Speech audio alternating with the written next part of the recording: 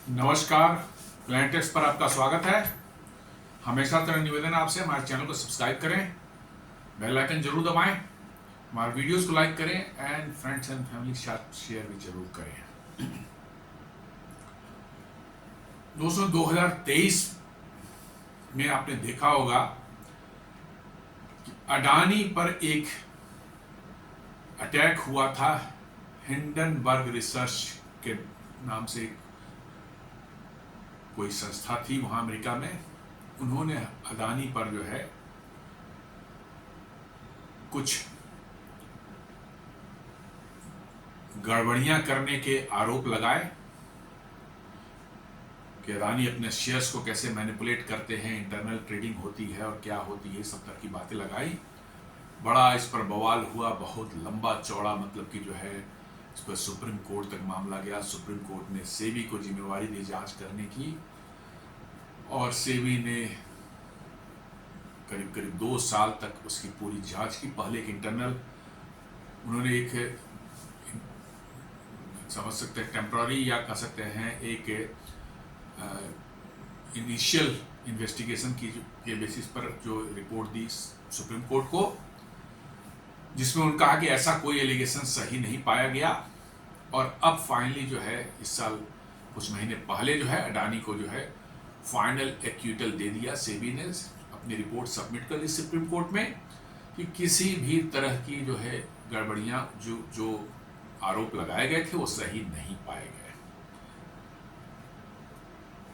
और वो जो आरोप लगाने वाला हिंडनबर्ग था वो एक शॉर्ट सेलर कंपनी थी। शॉर्ट सेलर कंपनी का मतलब है कि वो फ्यूचर एंड ऑप्शंस में ट्रेडिंग करते थे दुनिया भर में जो है। अब तो खैर बंद हो गई है वो कंपनी, बंद करके भाग चुके हैं। वो शॉर्ट सेलिंग का धंधा करते थे। किसी कंपनी के शेयर्स को जो है ऑप्शन ट्रेडिंग में जो है शॉर्ट कर दिया उन्होंने कि शेयर्स उनके गिरने पर उनको पैसे कमाई होगी अच्छी खासी, और उसके बाद शेयर गिराने के लिए जो उन्होंने नेगेटिव न्यूज जो छापा अडानी के प्रति जो है, और उसे अडानी के शेयर्स गिरे और मिलियंस ऑफ डॉलर वो कमा के चला गया यहां से। जो लोग अडानी पर अपने देश में सवाल उठा रहे थे उन लोगों ने हिंडनबर्ग पर यह सवाल नहीं उठाया कि भाई एक शॉर्ट सेलर वो कैसे, मतलब कि इस तरह की रिपोर्ट डाल सकता है जिससे कि किसी कंपनी के शेयर गिरे और उसके गिरने से उसको फायदा हो जाए। ये सिंपल सी बात है कि भाई शॉर्ट सेलिंग करने वाली कंपनी जो है, जो शॉर्ट करके पैसे कमाने का जिसका धंधा है, वो कंपनी यदि किसी कंपनी के शेयर्स को शॉर्ट करती है और उसके बारे में निगेटिव न्यूज फैलाती है, तो ये तो साफ जाहिर होता है कि उसको अपने पैसे कमाने की चिंता है और उसको उस पैसे कमाने के लिए जो है वो उस कंपनी के प्रति जो निगेटिव न्यूज छाप रहा है। मैं अडानी का कोई पक्ष नहीं ले रहा हूं। अडानी अपनी जगह पर है और बिजनेस करते हैं, सही गलत होंगे, सभी बिजनेस में कुछ ना कुछ उल्टे पलटे काम होते हैं, that is well known to everyone.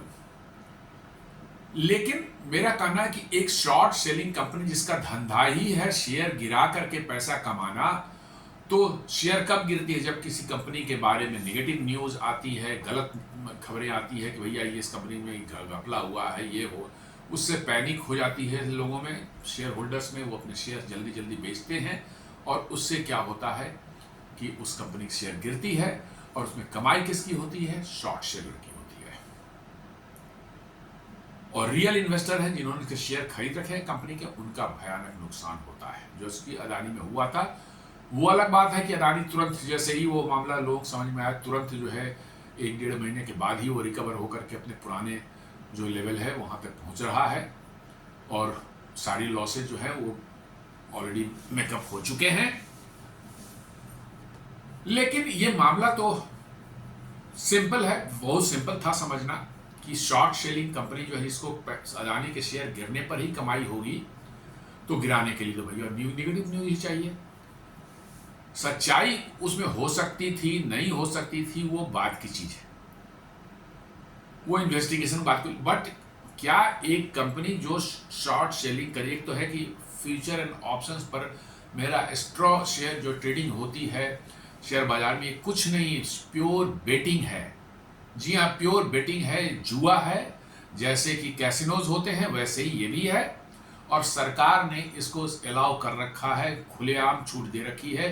अभी आपने सुना हो गया, जेन स्ट्रीट नाम की कंपनी अमेरिका की जो है, भारत से एफ एंड ओ में है मैनिपुलेट करके जो है 43,000 करोड़ के जो है प्रॉफिट लेकर के इंडिया से भाग गई। और उस पर जब सेबी ने जांच बिछाई तो उसने साफ कर दिया कि हम आपको सहयोग भी नहीं करेंगे। और अमेरिका में बैठी वही कंपनी है, वो सेबी उस पर क्या कर सकती है? तो मेरा ये पूछना है कि भारत सरकार आफ्टर ऑल ये शॉर्ट सेलिंग का या लॉन्ग सेलिंग का जो भी फ्यूचर एंड ऑप्शन में ये दोनों होते हैं, ये धंधा क्यों जारी रहने दिया है? अभी अभी 1 महीना पहले सरकार ने कैसे जो है ऑनलाइन गेमिंग ऐप जो पैसे से खेले जाते थे, जो भी जुआ ही है, उसको बंद किया। तो फिर फ्यूचर एंड ऑप्शन के बारे में सरकार क्यों इतना आंख बंद करके सोई हुई है? फ्यूचर एंड ऑप्शन से कोई इन्वेस्टमेंट नहीं बढ़ता, रादर शेयर मार्केट में और वॉलेटिलिटी बढ़ जाती है, स्टेबिलिटी घट जाती है और लोगों को नुकसान होता है। इससे हजारों हजार करोड़ के लॉसेज ये एफ एंड ओ ट्रेडिंग करने वाले करा देते हैं, रियल इन्वेस्टर जिनके पास वाकई शेयर है उस कंपनियों के। तो सरकार आखिर क्या कर रही है? मैं सरकार से पूछना चाहता हूं कि आखिर क्या कर रही है। Why they have not band the future and option trading in stock market? मेरा सरकार सवाल है, सरकार इस पर सोचे, और मेरे हिसाब से इसको इमीडिएट बैन इस पर जरूरी है, क्योंकि ये अपने आप में बहुत बड़ा, बहुत लार्ज स्केल पर जुआ खेलने का काम हो रहा है देश के अंदर में। पूरी तरह से ये सट्टेबाजी है और पूरी तरह से ये समझ सकते हैं कि एक गैम्बलिंग चल रहा है देश के अंदर में, कानून के दायरे में रहकर। जी हाँ, कानूनी तौर पर लोग जुआ खेल रहे हैं। जो सरकार कहती है, जो अभी बैन किया था उन्होंने ऑनलाइन ट्रेडिंग में, उन्होंने यही यूज किया था कि हम जुआ नहीं खेलने देंगे लोगों को, बेटिंग नहीं करने देंगे ऑनलाइन। तो फिर ये कैसे हो रहा है? खैर एनीवे, अब ऐसा है कि अदानी पर तो कुछ नहीं हो पाया भारत में। न्यूयॉर्क के डिस्ट्रिक्ट कोर्ट में जरूर उस पर केस चलाया, बीच में हुआ, केस को ठंडा पड़ गया, अब भारत से रिश्ते खराब हुए, फिर उस केस में कुछ गर्मी ला रहे हैं, ठीक है। अब न्यूयॉर्क का जुरिडिक्शन अदानी पर क्या पड़ता है वो तो देखने वाली बात होती है। और वो भी आरोप लगा रहे हैं कि अदानी ने जो है अपने कंपनी के इंटरेस्ट को बढ़ाने के लिए घूस देने की कोशिश की, दिया नहीं, कोशिश की, और भी कहां, भारत में। तो क्या अमेरिका की कोर्ट जो है, भारत में कोई भारत की कंपनी भारत में किसी को घूस दे रहा है तो अमेरिका के कोर्ट में उस पर केस चल सकता है क्या? आप समझ लें दरअसल समस्या कहां है। अदानी जो है जितनी तेजी से उभर कर पिछले 20 सालों में जो भारत में आया है और एक ग्लोबल लेवल की कंपनी बन गया है और बड़े बड़े ग्लोबल कंपनीज को चैलेंज कर रहा है, हिट कर रहा है, समस्या लोगों को वहां से आ रही है कि भारत की कंपनी कोई ग्लोबल एम्बिशन कैसे पाल सकती है। यही तो वेस्टर्न माइंडसेट का प्रॉब्लम है कि भारत की कंपनी छोटे मोटे काम करेगी साहब, और भारत में करेगी, बड़े ग्लोबल लेवल पर काम तो ये हम लोग वेस्टर्न गोरी चमड़ी वालों के लिए है, ये हमारा काम है, वो कहां से इसमें आ गए। ये बहुत बड़ा कष्ट उन लोगों को हो रहा है कि भारत में अंबानी, अदानी, टाटा, महिंद्रा जैसे जो है अब बड़े बड़ी ग्रुप्स जो है आ गई हैं, जो कि ग्लोबल लेवल पर इन कंपनियों को चैलेंज दे रही है। जी हाँ, अदानी जो है स्ट्रेटजिक कंपनी उभर कर निकली है भारत की, जो कि दूसरे देशों में इंपॉर्टेंट स्ट्रेटजिक लोकेशंस पर जाकर के जो है पोर्ट्स को एक्वायर कर रही है, पोर्ट्स जो है वहां पर बना रही है बड़े बड़े। इजराइल में हाइफा पोर्ट है, अभी वियतनाम का एक उन्होंने पोर्ट लिया है, कोलंबो का एक पोर्ट लिया है। भारत के बड़े बड़े पोर्ट्स जो है, एक मुंद्रा पोर्ट तो है ही, अभी भी विजिंजम जो डीप वाटर सी पोर्ट केरला में चालू हुआ है, ये भी अदानी ने ही बनाया है। और सी पोर्ट्स जो होते हैं वो कितने स्ट्रेटजिक एसेट होते हैं किसी देश के लिए, आप अंदाजा लगा सकते हैं कि भाई ये आपके इंटरनेशनल ट्रेड के लिए कितनी बड़ी एसेट बन जाएंगे, आप समझ सकते हैं। केनिया में भी एक पोर्ट मतलब के लिया है इन्होंने। तो अदानी एक बहुत बड़ा ग्लोबल प्लेयर निकल करके आया है, not only in ports but मैंने भारत में बड़े बड़े एयरपोर्ट्स ले, मुंबई एयरपोर्ट ऑलरेडी ऑपरेट कर रहे हैं, नवी मुंबई एयरपोर्ट का भी उन्होंने कॉन्ट्रैक्ट लिया, अब वो चालू होने जा रहा है, बना करके उन्होंने चालू करने जा रहे हैं। इसी तरह से और भी कुछ एयरपोर्ट्स जो है, एक दो एयरपोर्ट्स उन्होंने भारत में जो है उसको बिल्ड करके एक्वायर किया है। तो साथ साथ जो है बड़े बड़े उनके ग्रीन एनर्जी के प्रोजेक्ट्स जो आ रहे हैं, अदानी ग्रीन के जो हैं, जो कि अपने ग्लोबल स्केल पर है, हजार हजार मेगावाट के जो है सोलर प्लांट्स जो उन्होंने वो लगा रहे हैं, और कुछ लगा चुके हैं, कुछ लगा रहे हैं। इसी तरह से जो है आप थर्मल पावर में देख लें, अभी उन्होंने जो है गोड्डा जो है झारखंड के, वहां पर जो है एक थर्मल पावर, बड़ा कैपेसिटी का थर्मल पावर लगा रखा है, जिससे बांग्लादेश को पावर सप्लाई की जाती थी। और अभी अभी वो एक शुरुआत होने जा रही है बिहार के पीरपैंती में, वहीं गोड्डा उसी एरिया में पड़ता है, वहां पर भी 3000 मेगावाट का प्लांट, थर्मल पावर प्लांट बनाए जा रहे हैं अदानी। तो अदानी की फाइनेंशियल मसल इतनी हो गई है कि अब वो बड़े बड़े, छोटे नहीं, बड़े बड़े प्रोजेक्ट्स ले रहे हैं, और भारत के विकास को तीव्र गति से आगे ले जाने में जो है बहुत बड़ा रोल अदा कर रहे हैं अदानी ग्रुप। और यही चीज दुनिया के बड़े बड़े जो ग्लोबलिस्ट हैं, जो समझते हैं कि भैया दुनिया को वही जानते हैं, वही समझते हैं, लेफ्ट लिबरल, जो कि भारत को आगे नहीं बढ़ने चाहते हैं, और बड़ी संख्या में आपको भारत में भी वैसे लोग अवेलेबल हैं जो कि इन बाहर की वेस्टर्न कंट्रीज के जो इस एजेंडा को बाहर में चलाते हैं, और भारत को कमजोर करने की हर साजिश में उनका हाथ होता है। जी हाँ, अभी आपने देखा होगा कैसे जोहो एक भारत की कंपनी उभर कर आई, जिन लोग जानते नहीं थे, काम तो बहुत पलिस कर रही थी, बाहर के देशों में बहुत काम कर रही थी, भारत में इसका नाम नहीं था, लेकिन जैसे ही उसका नाम हुआ, अब निकल कर आ गई चाइना में भी काम कर रहे हैं, जहां से गूगल और माइक्रोसॉफ्ट को पिछवाड़े पर लात मार के भगा चुका है। चाइना ने भी जोहो को अलाउ कर रखा है, they have open their office, और वहां पर बड़ी तादाद में इनके क्लाइंट्स बनने शुरू हो गए हैं। भारत सरकार ने अपने मिनिस्ट्रीज जो है उनके जो धीरे धीरे अब इसको जो जोहो के प्रोडक्ट्स को एडॉप्ट करने लगे हैं। माइक्रोसॉफ्ट के प्लेटफॉर्म को छोड़ करके जोहो प्लेटफॉर्म पर आ रहे हैं, व्हाट्सएप को हम छोड़कर आरताई जो उनका प्रोडक्ट है उस पर आ रहे हैं। इसको लेकर के दुनिया में बड़ी खलबली है, और उस खलबली के कारण हमारे देश में जो लेफ्ट और लिबरल वैसे हैं उनके पेट में भी बहुत जोर की मरोड़ उठ रही है। अब ये आरताई जो है उसके नाम को लेकर के लोगों ने कहा भैया क्या बकवास नाम रख दिया, आरताई रख दिया, क्या रख दिया, इनको जियोमी, विवो, ओप्पो, रियलमी, इन सब नामों से तकलीफ नहीं हो। जी हाँ, जियोमी क्या है, हम लोग की भाषा में कोई है इसका मतलब, ओप्पो क्या है, वीवो क्या है, रियलमी क्या है, नॉनसेंस, टोटली नॉनसेंस है। उन नामों के बड़े आराम से एक्सेप्ट करते हैं और छाती से लगा करते हैं। आराताई जो एक तमिल वर्ड है, और तमिल बड़ी अच्छी भाषा है, बहुत पुरानी भाषा है भाई, भारत के one of the oldest languages में है, और हम लोग बिल्कुल उसका मतलब कि कोई दिक्कत नहीं, हमें तो कोई दिक्कत नहीं है। आराताई का मतलब है चिट चैट, बातचीत, कैजुअल टॉक। तो चूंकि चैटिंग एप्लीकेशन ये है, मैसेजिंग एप्लीकेशन है, उन्होंने नाम दे दिया Arattai, which is absolutely fine.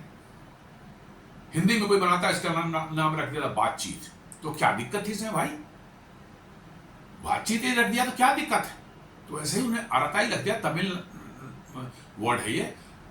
We Indians have got no problem with this, rather we appreciate कि भाई लोकल भाषा जो भारत में एक बहुत पुरानी भाषा है, उसके एक वर्ड को उन्होंने ये ऑनर दिया कि अपने ऐप का नाम उन्हें उस पर रखा है।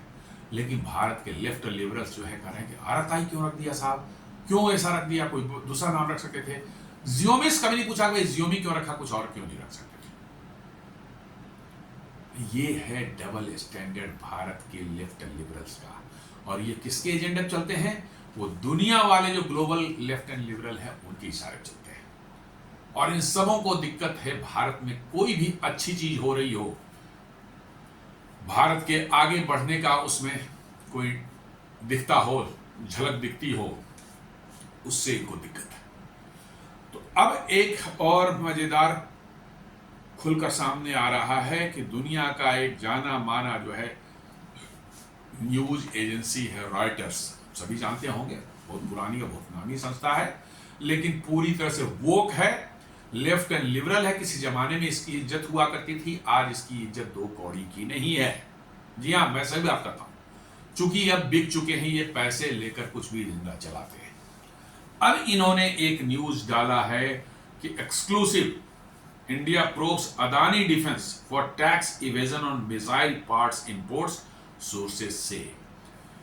अब ये एक उन्होंने नया शुरू किया है कि साहब अदानी ने कुछ पार्ट्स मंगाए थे, अदानी डिफेंस ने जो कुछ पार्ट्स इंपोर्ट किए थे मिसाइल बनाने के लिए।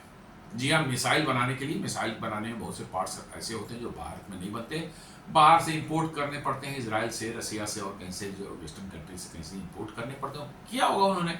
अदानी डिफेंस अभी छोटी एक कंपनी, बहुत बड़ी नहीं हुई है, लेकिन हाँ वो बड़ी तेजी से बढ़ रहे हैं और इसी का डर लोगों को है कि ये भारत को कहीं डिफेंस में भी आत्मनिर्भर बनाने में अदानी बहुत बड़ा सहयोग न कर दे। ये बहुत बड़ा कष्ट है उनको, तो मंगाते होंगे। अब इनका कहना है कि भारत सरकार प्रोब कर रही है। क्या प्रोब कर रही है साहब? कि मिसाइल के कंपोनेंट्स जो इन्होंने बाहर से मंगाए थे उसमें इन्होंने जो है टैक्स इवेजन किया है। ये दे रहा है कौन? रॉयटर्स। घोर वामपंथी मीडिया है। घोर मतलब कि जो है वामपंथी है और लेफ्टिस्ट है और जिहादी भी हो चुका है ये। जी हाँ, जिहादियों की न्यूज बड़े प्रेम से छापता है ये, बहुत बढ़िया से छापेगा भी। तो ये न्यूज इन्होंने छापा है। न्यूज ये कहते हैं द न्यूज एक्चुअली है क्या? Indian authorities are investigating Adani Enterprises defence unit for evading import taxes on components used to make missiles, making the newest regulatory scrutiny of the group. जी हाँ, ये रॉयटर्स का न्यूज है। आगे में क्या है मैं आपको बताता हूं उसके बारे में कि क्या एग्जैक्टली हुआ था। तो ठीक है, यदि किसी ग्रुप ने टैक्स इवेजन किया है और भारत सरकार उसकी जांच कर रही है तो इसमें दिक्कत क्या है? यदि कोई इसे शक होती है तो अदानी हो, अंबानी हो, टाटा हो, महिंद्रा हो, बिरला हो, कोई भी ग्रुप हो, यदि टैक्स इवेजन का हमें पता चल गया, सरकार को शक हुआ, तो सरकार ने उसकी जांच बिठा दी, उस पर जांच शुरू कर दी है, तो इसमें समस्या कहां है? और इसमें खुशी की बात क्या है? ये वेस्टर्न जो मीडिया है इसको इसमें इस न्यूज को जान कितनी खुशी क्यों हो रही है? खुशी इसलिए हो रही है कि इस न्यूज में अदानी का नाम है। जी हाँ, कोई जिहादी का नाम होता, किसी और कंपनी का नाम होता जो कि जो है लेफ्ट लिबरल के क्लोज है, वैसी बहुत सी कंपनियां भारत में जो कि लेफ्ट लिबरल के बहुत नजदीकी हैं, उनको फंडिंग भी करती हैं, वैसी कोई कंपनी होती और ये होता गुनगे अगेंस्ट इन्वेस्टिगेशन हो रही है, तो ये उस न्यूज को कभी नहीं छापते। जी हाँ, कभी नहीं छापते। लेकिन चूंकि ये अदानी के अगेंस्ट में है, इसलिए जो है ये जब उनके फ्रंट पेज पर आता है। ये कहता है कि Adani defence systems and technology is one of the smaller businesses of the coal to airport conglomerate to billionaire Gautam Adani. It makes defense equipment like missiles, drones and small arms. जी हाँ, Adani defence जो है थोड़े समय कुछ साल पहले से ही काम शुरू किया है डिफेंस में जो है, और बड़ी तेजी से वो आगे आ रहे हैं। गोले बारूद बना रहे हैं वो, खासकर 155 में होविट्जर्स के शेल्स होते हैं, गोले होते हैं, वो बना रहे हैं, रॉकेट्स बना रहे हैं, और इजरायली एरोस्पेस इंडस्ट्री के साथ जो है कोलैबोरेशन करके जो है ड्रोन्स बना रहे हैं, जैसे हर्मिस ड्रोन्स या लॉयट्रिक म्यूनिशन जो हैरोक, जिसका कमाल आपने ऑपरेशन सिंदूर में देखा था, जिसका लाइव फुटेज आया था कि कैसे लाहौर के चाइनीज HQ-9 जो डिफेंस सिस्टम था उस पर हैरोक कैसे गिरा, उसको डिस्ट्रॉय किया था। एक छोटा सा लॉयट्रिक म्यूनिशन है जो कि आप यहाँ से फायर कर दीजिए, वो 300-400 किलोमीटर दूर जा करके जो है अपने टारगेट को सीधे हिट करेगा और डिस्ट्रॉय कर सकता है। तो वो हैरोक जो है लॉयट्रिक म्यूनिशन बनाते हैं, हर्मिस ड्रोन बनाते हैं, रॉकेट्स बनाना, पिनाका मल्टीवेल रॉकेट लॉन्चर के रॉकेट्स बनाते हैं, 155 mm के शेल्स बनाते हैं, बहुत से स्मॉल आर्म्स राइफल कार्बाइंस वगैरह बनाते हैं, और इस तरह के धीरे धीरे अब उनको मिसाइल वगैरह भी बनाने जा रहे हैं। क्योंकि कल ही के न्यूज में बता रहा हूं आपको कि मिसाइल और गोला बारूद बनाने की जो है अब भारत ने छूट दे दी है प्राइवेट कंपनियों को। पहले गवर्नमेंट का कॉन्ट्रैक्ट मिलने पर आप बना सकते थे, ऑर्डर मिलने पर बना सकते थे, ऐसे आप नहीं बना सकते थे। अब भारत सरकार ने कहीं नहीं कहा बनाओ और बेचो, देश में बेचो, बाहर बेचो, अपने मित्र देशों को बेचो, लेकिन आप बना के बेचो। हम ये नहीं कि जब तक आपके पास ये नहीं है, ऑर्डर नहीं है, आप नहीं बना सकते। पहले ये था कि आपने कॉन्ट्रैक्ट जीता गवर्नमेंट का जो है, फिर उसका गवर्नमेंट अलाउ करती हाँ इतना आप बना के हमें दीजिए, आप बनाते थे उतना बना दिया, फिर मामला खत्म, आपका प्रोडक्शन लाइन शट डाउन हो जाता था। अब भारत सरकार ने कहा कि नहीं, आप इसको बनाते रहिए और बना करके जो है आप बाहर भी बेच सकते हैं। तो आर्म्स बनाने की तो परमिशन मिल गई थी पहले इन लोगों को, तोप बनाइए, आप राइफल बनाइए, कार्बाइन बनाइए, रॉकेट लॉन्चर बनाइए, ये सब बनाइए, लेकिन उसमें जो गोले बारूद इस्तेमाल होते हैं उनकी परमिशन को नहीं थी। अभी कल की न्यूज है कि भारत सरकार ने इसको ओपन कर दिया है प्राइवेट सेक्टर के लिए, जो which is a very welcome step. क्योंकि आज के दिन में गोले बारूद बेच करके आप दुनिया में बहुत पैसे कमा सकते हैं। दुनिया में गोले बारूद की बेतहाशा कमी हो चुकी है, क्योंकि इजराइल हमास वार और साथ में जो है आपको यूक्रेन वार जो है, ये दोनों वार के कारण पूरी दुनिया की जो है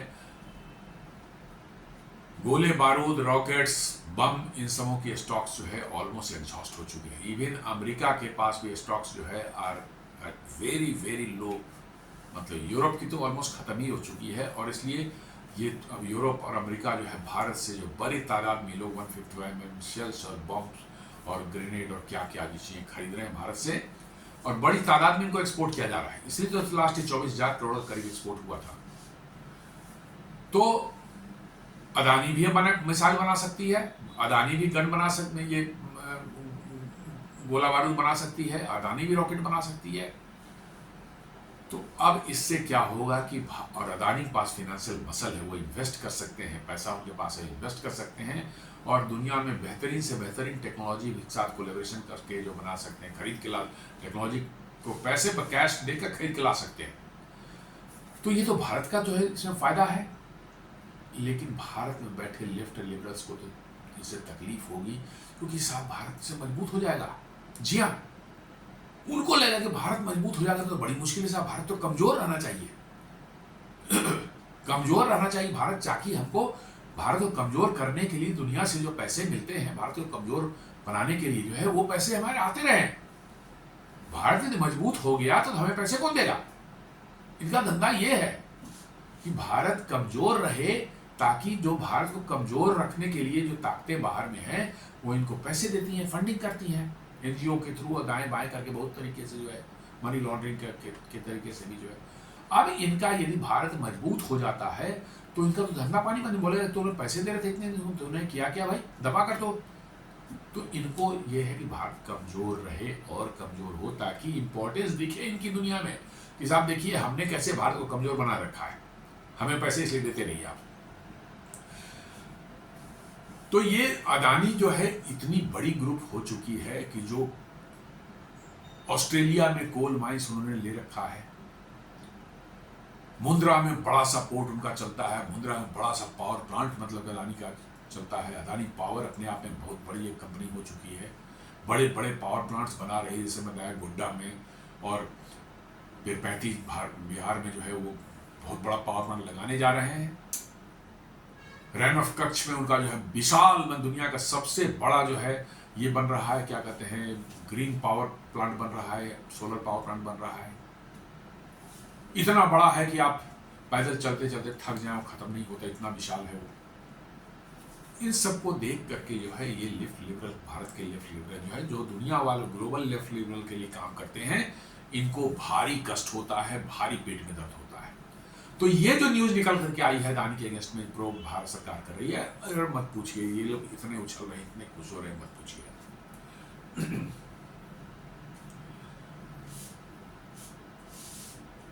केस क्या है?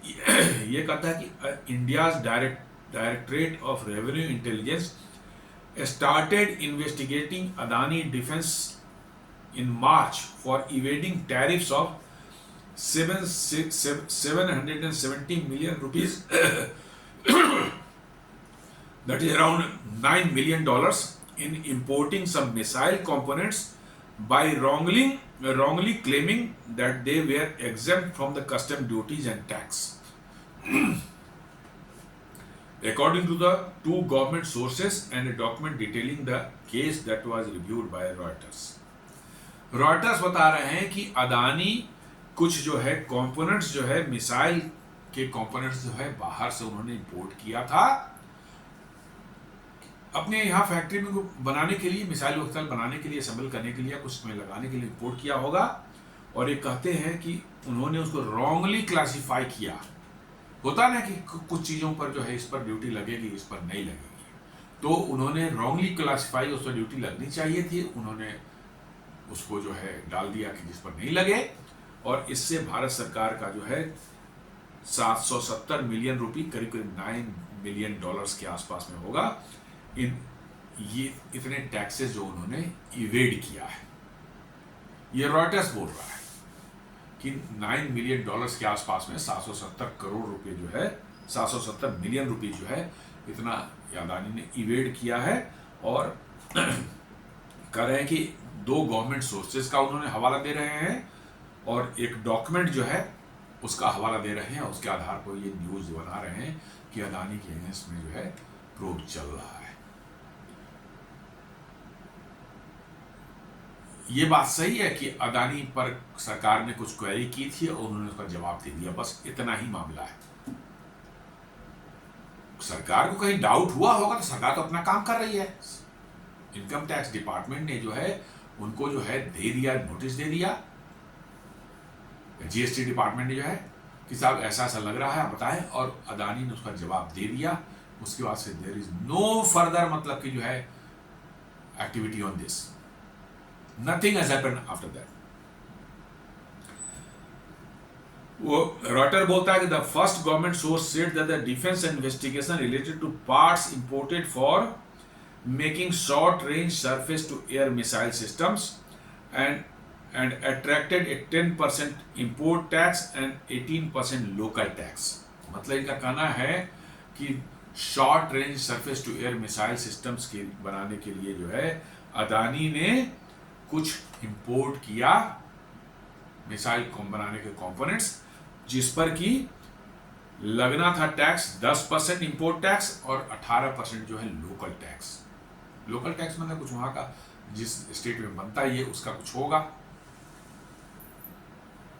लगता है कहीं ऑक्ट्राय वगैरह कुछ लगाते हैं इस तरह के लोग, तो ये कहते हैं कि ये टैक्स का लगना था। But the company misclassified them as part of the long range missiles that were exempt from the tariff। मतलब शॉर्ट रेंज वाले मिसाइल सिस्टम के कंपोनेंट्स पर ये लगता है टैरिफ, ऐसा कहना है रॉयटर्स का। मैंने कहा कि सच्चाई है, गलत है। शॉर्ट रेंज मिसाइल सिस्टम के कंपोनेंट पर ये लगता है टैक्स, और उस पर इसलिए जो है 770 मिलियन रुपीस का टैक्स लगना चाहिए था। अडानी ने उसको क्लासिफाई क्या कर दिया, long range surface to air missile, जिसके कंपोनेंट्स पर एग्जेम्पशन मिली हुई है। मुझे तो यहीं पर डाउट शुरू हो गया कि साहब मिसाइल कंपोनेंट्स वही कंपोनेंट्स जो है लॉन्ग रेंज में भी लग सकते हैं, शॉर्ट रेंज में भी लग सकते हैं, डिपेंडिंग ऑन उनका यूज क्या है, कोई ऐसी बात नहीं है। मेरा ये कहना है कि शॉर्ट रेंज मिसाइल सिस्टम के लिए भारत सरकार उस पर टैक्स लगाएगी और लॉन्ग रेंज को एग्जेम्प्ट कर देगी। इसके पीछे क्या रैशनल है, कोई मुझे बता दे। ये एगेन मैनिपुलेशन, जैसे हिंडनबर्ग का वाला था मामला, एगेन वैसा ही मुझे प्रतीत हो रहा है।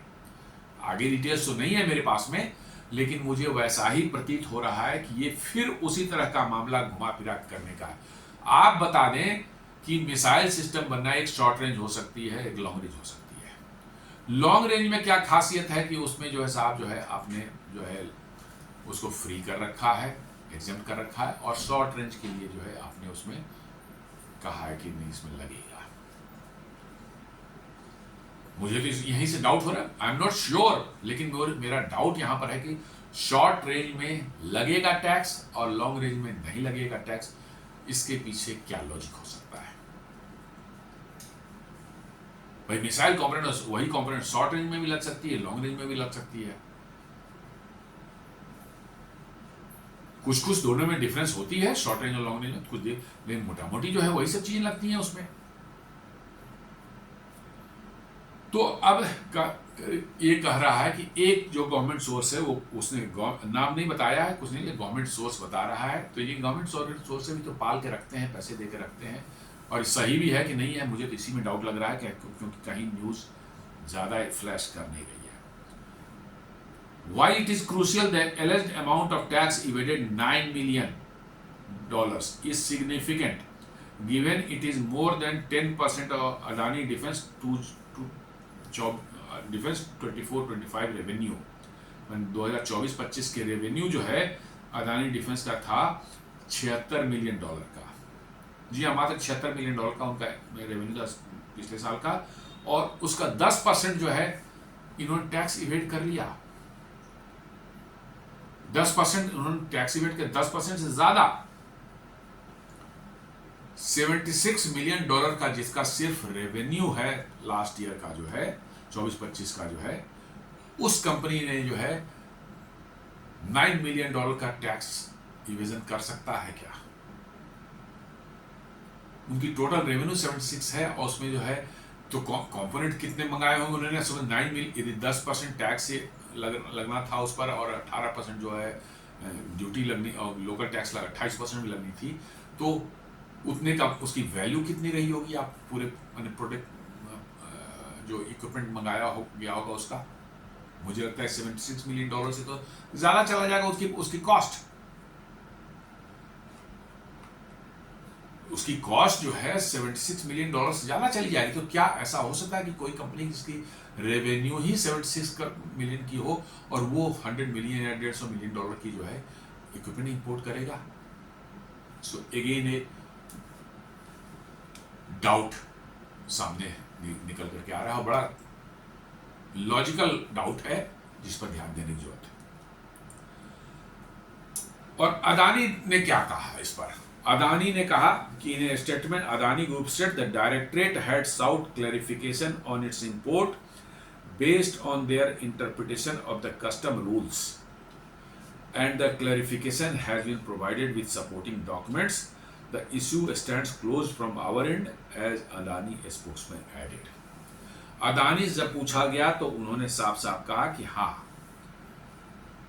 डिपार्टमेंट ने जो है, डायरेक्टरेट ने जो है हमसे कुछ क्लैरिफिकेशन मांगे थे हमारे इंपोर्ट पर जो है, based on their interpretation of custom rules. जी हाँ, उन्होंने जो इंटरप्रेट किया कस्टम रूल्स का, उसकी बेसिस पर डिपार्टमेंट ने हमसे जो है कुछ मांगे थे क्लैरिफिकेशन, और हमने क्लैरिफिकेशन जो है उनको प्रोवाइड कर दिया विद सपोर्टिंग डॉक्यूमेंट्स। और कहते हैं कि stands close from our and, हमारे तरफ से क्लोज है, और सरकार की ओर से अभी तक कोई उनको दोबारा अप्रोच नहीं किया गया या दोबारा कोई क्लैरिफिकेशन नहीं मांगी गई। और ये मार्च से चल रहा है, और अभी कहाँ है? सितंबर हम लोग हैं, अक्टूबर में है। तो उनके क्लैरिफिकेशन के बाद यदि उसमें सच्चाई नजर आती सरकार को कि भाई ने इन्वेस्टिगेशन जो कर रहे हैं वो सही है उनका, अदानी ने वाकई किया, तो सरकार क्या 6 महीने नोटिस देने के बाद बैठेगी कि फर्दर उस पर जांच करेगी? ये भी अनदर वो है। और जैसा मैंने बताया, सेबी ने क्लीन चिट इनको ऑलरेडी दे रखा है, ये 24 सितंबर का है। SEBI clean chit validates our governance Adani on Hindenburg report in a letter to share holders. जी हाँ, 24 सितंबर का ये न्यूज़ है, ईटी फाइनेंशियल एक्सप्रेस बिजनेस में छपा हुआ है। अदानी कहते हैं, Adani stated in the letter to the share holders that Hindenburg's report was not merely a critic of Adani Group, but it was a direct challenge to the audacity of Indian enterprise to dream on a global scale, जिसकी बात मैं कर रहा हूं। जी हाँ, अदानी ने साफ साफ कहा कि ये न सिर्फ कि कंपनी पर यह अटैक था, रादर ये अटैक उस माइंडसेट पर है कि साहब इंडियन कोई कंपनी ग्लोबल स्केल पर कैसे सोच सकती है, और यदि आप सोच सकते हैं तो फिर चलिए लाइन में लगिए, आपको हम कैसे लपेटते हैं। ये है गेम एक्चुअली एग्जैक्टली यहां पर है। सारी के सारी दुनिया जो है लगी हुई है अदानी के पीछे, क्योंकि अदानी इतनी तेजी से आगे बढ़े हैं और इतने स्ट्रेटजिक सेक्टर्स में आगे बढ़े हैं जिसने दुनिया को की नज़र उन पर लगी हुई है कि साहब ये क्या कर रहा है। डिफेंस में आगे आ रहा है, ये पावर में आ रहा है, कोल ब्लॉक्स जो है ऑस्ट्रेलिया में इसने एक्वायर किया, बड़े बड़े पोर्ट्स जो है फॉरेन कंट्रीज में इसने एक्वायर करना शुरू कर दिया है। इसका मतलब उनको लग रहा है कि अदानी बहुत बड़े लेवल का प्लेयर बन चुका है और भी बड़े लेवल का प्लेयर बनेगा। इससे जो ग्लोबल प्लेयर्स हैं इस सब फील्ड के जो हैं उनको कष्ट है कि साहब हमारा बिजनेस इस पर मारा जाएगा। अदानी हमसे कम्पीट कर रहा है तो फिर कहाँ दिक्कत होगी। जी हाँ, वियतनाम में, इजराइल में, श्रीलंका में, केनिया में, इन सब जगहों पर उन्होंने पोर्ट एक्वायर किया है, और ऑस्ट्रेलिया में भी जहां चारमिकेल में जो उन्होंने कोल ब्लॉक लिया वहां पर भी एक पोर्ट उन्होंने एस्टैब्लिश किया है। You can just imagine the scale of Adani on which they are operating. और ये भारत के लिब्रांडो जो हैं उनको बिल्कुल बच नहीं रहा है। जी हाँ, और ये लिब्रांडो जो है, ये दुनिया के जो लिब्रांडो हैं उन्हीं के चट्टे बट्टे यहाँ पर हैं, छोटे लेवल वाले। जी हाँ, वो बड़े लिब्रांडो है, ये सब छोटे वाले लिब्रांडो हैं, और इनको माल मिलता है वहीं से खाने के लिए। किस लिए? भारत को कमजोर करके रखें आप, आर्थिक रूप से, टेक्नोलॉजिकल रूप से जो है हर तरफ से भारत को कमजोर करके रखें, मिलिटरली, इकोनॉमिकली, पॉलिटिकली, हर तरफ से भारत को इतना कमजोर करके रखें कि भारत को जो चाहे जब आए डंडा मार के चला जाए। और आप देख रहे हैं कैसे अभी ट्रंप की टैरिफ के सामने भारत सरकार खड़ी हो गई है, तो लोग वहां से बैठ करके उनको पीटर नवारो हो, स्कॉट बेसेंट हो, होवार्ड लुटनिक हो, सारे बैठ करके सुबह शाम गालियां भारत को निकाल रहे हैं। क्यों? इसलिए कि हमने भी आंखें दिखा दी उनको कि नहीं, आपकी बात हम नहीं मानते, गलत बात आप करेंगे हम नहीं मानेंगे। तो इसका कष्ट तो सबको है, तो ये सब तो निकल के आना ही आना है। अब देखना होगा इसके आगे, इसमें आगे क्या होता है। But I again hope that it will bust like Hindenburg episode. और कल ही की न्यूज है, centre opens missile and ammunition manufacturing to private sector, ends state monopoly. जी हाँ, भारत सरकार ने जो है बिल्कुल ओपन कर दिया है कि प्राइवेट सेक्टर के लिए भी आप बनाएं, भारत में बेचें, बाहर में बेचें, कोई रिस्ट्रिक्शन नहीं है। हाँ, ये जरूर है कि आप भारत के जो दुश्मन देश हैं उनको ना बेचें। निश्चित रूप से डिफेंस एक्सपोर्ट में भारत सरकार से क्लियरेंस लेनी पड़ती है, देयर इज नो डाउट, वो उतना ओवरसाइट गवर्नमेंट का रहता है। लेकिन भारत सरकार ने इनको क्लैरिटी दे दी है, भैया आप बनाइए, बेचिए, कोई सोचने की बात नहीं है। दाएं बाएं मत सोचिए कि हाँ साहब हम कर सकते हैं, नहीं कर सकते हैं, नहीं, बनाइए और बेचिए, हमें भी बेचिए, बाहर भी बेचिए। और इसी सबसे जो है भारत के लिब्रांडुओं को बड़ा कष्ट है कि भाई भारत अब हर क्षेत्र में कैसे आगे बढ़ रहा है। आपको मालूम आ जाए 1999 के कारगिल वार के समय में इतनी बुरी स्थिति थी हमारे आर्मी की जो है कर रखी थी इन्होंने।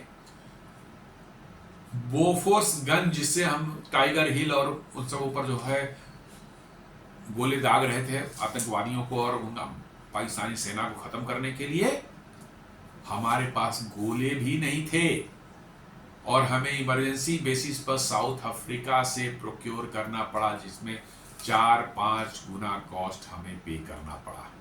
और आज हम सारी दुनिया को एक्सपोर्ट कर रहे हैं गोले। जी हाँ, सारी दुनिया को हम एक्सपोर्ट कर रहे हैं। फ्रांस ने हमसे खरीदा था, उसको लेकर के जो है भेज दिया था यूक्रेन में जो है, तो वो वहां पर किसी ने दिखा देखे थे कि भारत यूक्रेन को सप्लाई कर रहा है गोला रशिया को अटैक करने के लिए। अरे भैया, हम यूक्रेन को नहीं दिया, हमने फ्रांस को दिया था, उसने चुपचाप से चोरी चुप की जो पहुंचा दी यूक्रेन, तो हम क्या करें इसमें। तो आज सारी दुनिया जो है कुछ भारत सप्लाई कर रहा है, और 1999 कारगिल युद्ध में जो है हमारे पास तोप के गोले तक नहीं थे कि हम उनको जो है चोटियों पर बैठे जो पाकिस्तानी सेना और आतंकवादियों का समूह के ग्रुप्स जो बैठे हुए थे उनको अटैक करने के पास हमारे पास गोले तक नहीं थे। जस्ट इमेजिन क्या ट्रांसफॉर्मेशन हुआ है भारत का। और इस ट्रांसफॉर्मेशन में प्राइवेट सेक्टर बहुत बड़ा रोल अदा कर रही है। दोस्तों मैं बता दूं आपको, आज आप देख लें, अडानी डिफेंस है, आपको कल्याणी डिफेंस हो गया, भारत फोर्ज हो गया, आपको सोलार इंडस्ट्रीज हैं, टाटा एडवांस सिस्टम्स लिमिटेड हैं, लार्सन एंड टुब्रो हैं, वेम टेक्नोलॉजी हैं।